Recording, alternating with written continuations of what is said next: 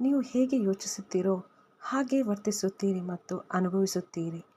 ಪ್ರತಿದಿನ ಬೆಳಿಗ್ಗೆ ಯಾವ ರೀತಿ ದಿನ ಪ್ರಾರಂಭಿಸುತ್ತೀರಾ ಅನ್ನೋದರ ಮೇಲೆ ಇಡೀ ದಿನ ನಿಂತಿರುತ್ತದೆ.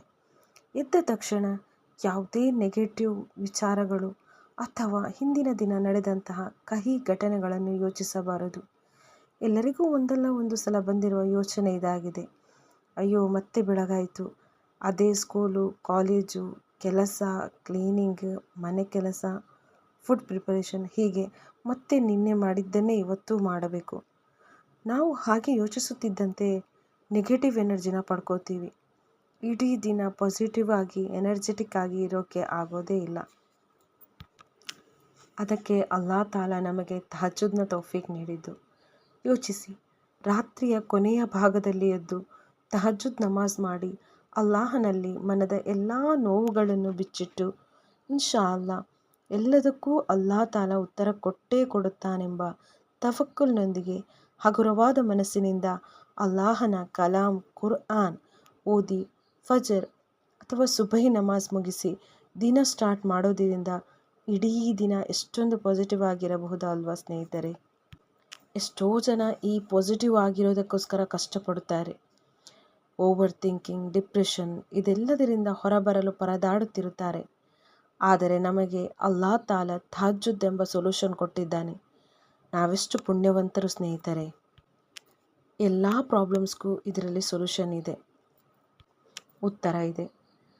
ನಮಗೆಲ್ಲರೂ ತಹಜ್ಜುದ್ನ ತೌಫೀಕ್ ನೀಡು ರಬ್ಬೆ, ಆಮೀನ್ ಯಾ ರಬ್ಬಲ್ ಆಲಮೀನ್.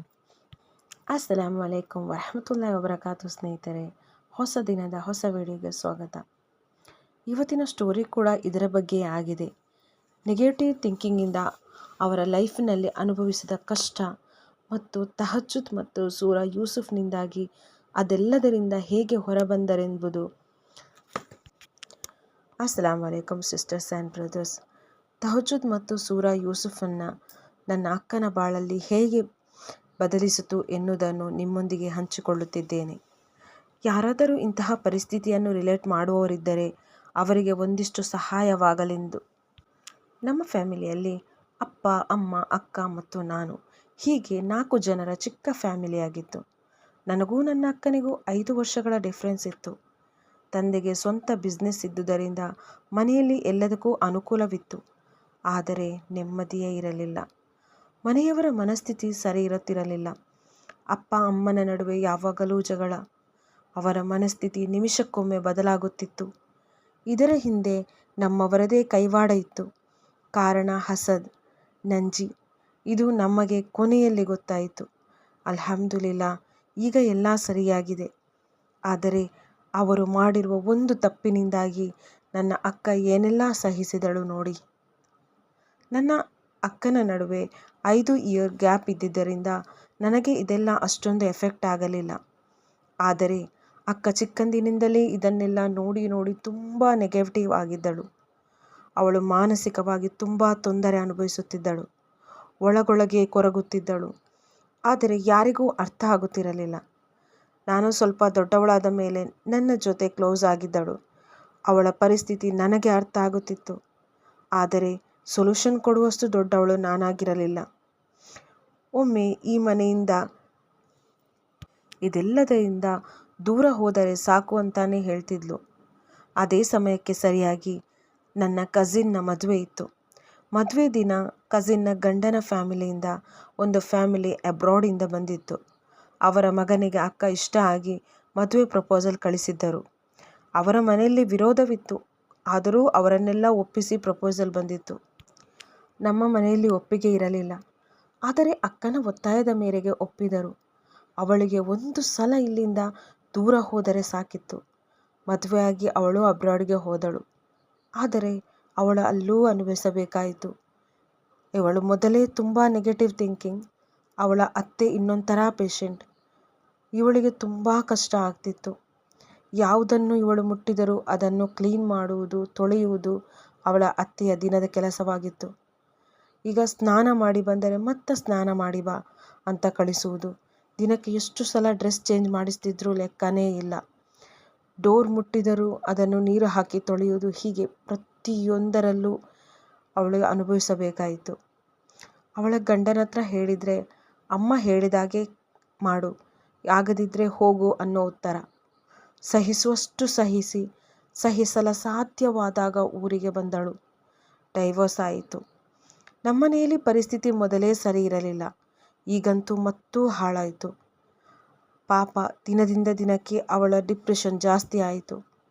ಹೇಗಾದರೂ ಅವಳನ್ನು ಮದುವೆ ಮಾಡಿಸಬೇಕೆಂದು ಹುಡುಗ ನೋಡುತ್ತಿದ್ದರು. ಯಾವುದೇ ಪ್ರಪೋಸಲ್ ಬಂದರೂ ಒಪ್ಪಿಕೊಳ್ತಿದ್ರು. ಹೀಗೆ ಬಂದ ಒಂದು ಪ್ರಪೋಸಲ್ನ ಒಪ್ಪಿದರು. ಅಕ್ಕನೂ ಒಪ್ಪಿದಳು. ಕೇಳಿದ್ದಕ್ಕೆ ಇಲ್ಲೂ ಇರಲಾಗುತ್ತಿಲ್ಲ ಅವಳಿಗೆ. ಅಲ್ಲಾದರೂ ನೆಮ್ಮದಿ ಸಿಗಬಹುದೆಂಬ ಆಸೆ. ಆದರೆ ವಿಧಿ ಅವಳ ಬಾಳಲ್ಲಿ ಮತ್ತೆ ಆಟವಾಡಿತು. ಇಲ್ಲಿ ಗಂಡನಾದವನೇ ಸರಿ ಇರಲಿಲ್ಲ. ಅಲ್ಹಮ್ದುಲಿಲ್ಲಾ, ಅಲ್ಲಾ ಅವಳಿಗೆ ಮುದ್ದಾದೊಂದು ಹೆಣ್ಣು ಮಗವನ್ನೇನೋ ನೀಡಿದ. ಆದರೆ ಇವಳ ಜೊತೆ ಮಗುವನ್ನೂ ಅನುಭವಿಸಬೇಕಾಯಿತು. ಆದರೆ ಅವಳು ಮನೆಗೆ ವಾಪಸ್ ಬರುವ ಯೋಚನೆ ಮಾಡಲಿಲ್ಲ. ಅವರು ಮನೆಗೆ ಒಂದು ಕಾಲ್ ಮಾಡಲು ಬಿಡುತ್ತಿರಲಿಲ್ಲ. ನಾವು ಹೋದರೂ ಅವರಿಗೆ ಇಷ್ಟವಾಗುತ್ತಿರಲಿಲ್ಲ. ಆದರೆ ಒಂದು ದಿನ ಧೈರ್ಯ ಮಾಡಿ ಹೋದೆ. ಮನೆಯಲ್ಲಿ ಯಾರೂ ಇರಲಿಲ್ಲ, ಅಕ್ಕ ಮತ್ತು ಮಗು ಮಾತ್ರ. ಅವಳ ಪರಿಸ್ಥಿತಿ ನನ್ನಿಂದ ನೋಡಲಾಗಲಿಲ್ಲ. ಹೇಗಾದರೂ ಅವಳ ಬಾಳನ್ನು ಸರಿಪಡಿಸಬೇಕೆಂದು, ಅವಳನ್ನು ಉಳಿಸಲೇಬೇಕೆಂದು ಗೊತ್ತಿರುವ ಒಬ್ಬ ಆಂಟಿ ಬಳಿ ಎಲ್ಲವನ್ನೂ ಹೇಳಿದೆ. ಎಲ್ಲಕ್ಕಿಂತ ಮೊದಲು ನಿನ್ನ ಅಕ್ಕನಿಗೆ 5 ಟೈಮಿನ ನಮಾಜ್ ಮಾಡಿ ದುವಾ ಮಾಡಲು ಹೇಳು ಎಂದು ಆ ಆಂಟಿ ನನ್ನಲ್ಲಿ ಹೇಳಿದರು. ನನಗಾಗ ಅರಿವಾದದ್ದೇನೆಂದರೆ, ಅಕ್ಕ ನಮಾಜ್ ಮಾಡುತ್ತಿರಲಿಲ್ಲ. ಯಾವಾಗದಲ್ಲೊಮ್ಮೆ ಮಾಡಿದರೂ ಮಾಡಿಯಾಳು ಅಷ್ಟೇ. ಅಲ್ಲಾಹನಿಂದ ತುಂಬ ದೂರನೇ ಇದ್ಲು. ಅವಳಿಗೆ ನಮಾಜ್ ಮಾಡುವಂತೆ ಪ್ರೇರೇಪಿಸಿದೆ. ಅಲ್ಹಮ್ದುಲಿಲ್ಲಾ, ನಮಾಜ್ ಮಾಡಲು, ಅಲ್ಲಾಹನ ಮೇಲೆ ತವಕ್ಕಲು ಮಾಡಲು ಶುರು ಮಾಡಿದ ನಂತರ ಅವಳ ಬಾಳಲ್ಲಿ ಎಲ್ಲವೂ ಸರಿಯಾಗಲು ಶುರು ಆಯಿತು. ಆದರೆ ಅಲ್ಲೂ ಡೈವೋರ್ಸ್ ಆಯಿತು. ಆ ಲೈಫ್ ಅವಳಿಗೆ ಖೈರಾಗಿರಲಿಲ್ಲ ಅಷ್ಟೇ. ಆದರೆ ನಿಧಾನವಾಗಿ ನೆಗೆಟಿವಿಟಿಯಿಂದ, ಡಿಪ್ರೆಷನ್ನಿಂದ ಹೊರ ಬರುತ್ತಿದ್ದಳು. ಅದೇ ಆಂಟಿ ತಹಜ್ಜುದ್ನ ಬಗ್ಗೆ ಹೇಳಿದರು. ಸೂರಾ ಯೂಸುಫ್ನ ಬಗ್ಗೆಯೂ ಹೇಳಿದರು. ಅಕ್ಕ ನಾನು ತಹಜ್ಜುದ್ನ ನಮಾಜ್ ಮಾಡಲು ಶುರು ಮಾಡಿದ ನಂತರ ಅಕ್ಕ ಸಂಪೂರ್ಣವಾಗಿ ಡಿಪ್ರೆಷನ್ನಿಂದ ಹೊರಬಂದಳು. ನಮ್ಮ ಮನೆಯಲ್ಲಿ ಇದ್ದ ಸಮಸ್ಯೆಯೂ ಕಡಿಮೆಯಾಗತೊಡಗಿತು. ಸೂರಾ ಯೂಸುಫ್ ಅನ್ನು ದಿನಾವೂ ಓದುತ್ತಿದ್ದೆವು. ಇದರಿಂದ ತಂದೆ ತಾಯಿ ನಡುವೆ ಇದ್ದ ಸಮಸ್ಯೆಯೂ ಮುಗಿಯಿತು.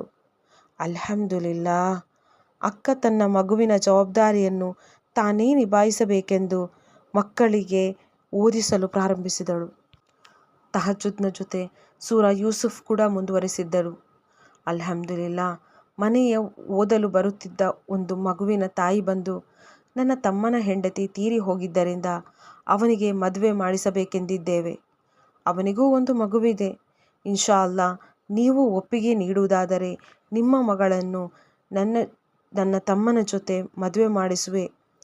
ಅಲ್ಲದೆ ಈ ಮಗುವಿನ ಜವಾಬ್ದಾರಿಯೂ ಅವನದೇ ಎಂದರು. ಅಲ್ಹಮ್ದುಲಿಲ್ಲಾ, ಅವರ ಮದುವೆಯಾಗಿ 2 ವರ್ಷಗಳಾಯಿತು. ತುಂಬ ಚೆನ್ನಾಗಿದ್ದಾರೆ. ತುಂಬ ಒಳ್ಳೆಯ 2 ಮಕ್ಕಳೊಂದಿಗೆ ನೆಮ್ಮದಿಯ ಜೀವನ ಸಾಗಿಸುತ್ತಿದ್ದಾರೆ. ಪ್ಲೀಸ್ ಫ್ರೆಂಡ್ಸ್, ಅವಳ ಖುಷಿ ಹಾಗೇ ಇರಲಿ ಎಂದು ದುವಾ ಮಾಡಿ.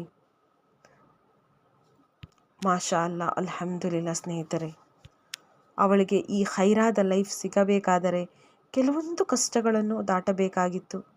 ಅಲ್ಲದೆ ಅವಳನ್ನು ಅಲ್ಲಾಹನಿಗೆ ಹತ್ತಿರವಾಗಿಸಬೇಕಾಗಿತ್ತು.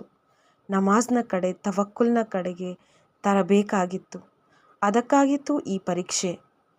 ಕಷ್ಟದ ಹಿಂದೆ ಸುಖವಿದೆ. ಒಂದು ಬಾಗಿಲು ಮುಚ್ಚಿದರೆ ಅಲ್ಲಾಹ್ 2 ಬಾಗಿಲುಗಳನ್ನು ತೆರೆದಿರುತ್ತಾನೆ. ಆದರೆ ನಾವೇ ಅದೇ ಬಾಗಿಲಿಗೆ ನೋಡುತ್ತಿರುತ್ತೇವೆ. ಇದರಿಂದ ಏನೂ ಪ್ರಯೋಜನ ಆಗುವುದಿಲ್ಲ ಅಲ್ವಾ? ಎಲ್ಲದರೂ ತವಕ್ಕಲಿಟ್ಟು ಎಲ್ಲವೂ ಖೈರ್ಗಾಗಿ ಎಂದು ಯೋಚಿಸುವ. ಅಲ್ಲಾ ನಮ್ಮೆಲ್ಲರಿಗೂ ಖೈರಾದ ಜೀವನವನ್ನು ನೀಡು. ನಮ್ಮೆಲ್ಲರ ದುವಾವನ್ನು ಆದಷ್ಟು ಬೇಗ ಕಬೂಲ್ ಮಾಡು. ಆಮೀನ್ ಸುಮ್ಮ ಆಮೀನ್. ಸಿಗೋಣ ಮುಂದಿನ ಸ್ಟೋರಿ ಜೊತೆ. ಅಲ್ಲಿಯವರೆಗೂ ಅಲ್ಲಾ ಹಾಫೀಸ್.